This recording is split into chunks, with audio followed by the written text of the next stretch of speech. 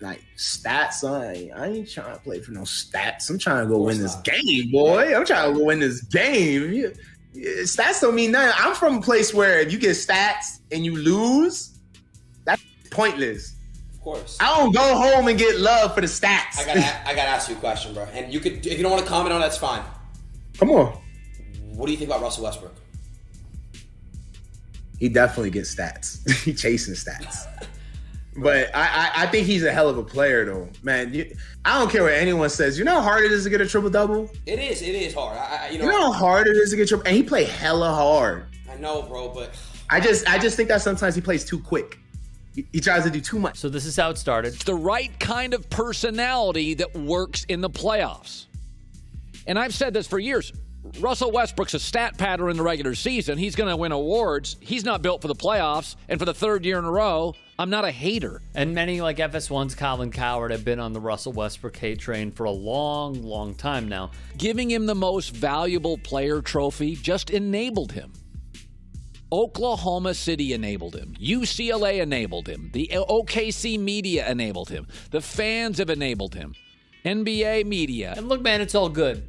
It is what it is. And every year, we keep hearing the same recycled argument. What does the triple-double even mean? Yeah, Russell Westbrook beat out Oscar Robertson, Hall of Famer. Beat out Magic Johnson, Hall of Famer, one of the greatest point guards ever, in surpassing them on the triple-double list. And yet we keep hearing it. Has Westbrook showed it just doesn't even matter?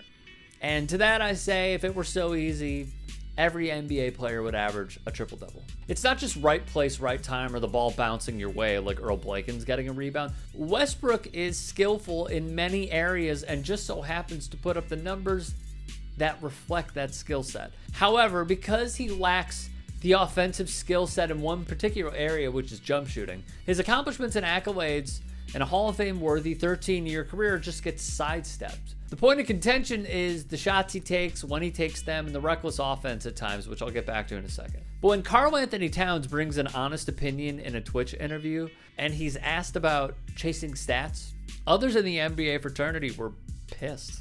And when the Warriors' Draymond Green heard Cat's response, Dre wrote in the comments of the video, "I once watched from the bench due to us beating the T-Wolves' ass, and he, Cat, was in the game down 20 with 2 minutes to go. Come on, man, stop talking to people about the bros and yelling this is a brotherhood, SMH." He was a game down 20 with 2 minutes to go. I didn't know I was the coach. I was the coach. I was told to be in the game with 2 minutes left, down by 20, and I'm the coach. What are you doing? That's literally what I thought first. I was like, am I the coach? Cat's coach now? I'm the coach? Oh, I'm Bill Russell. First things first, this whole brotherhood angle in sports is real.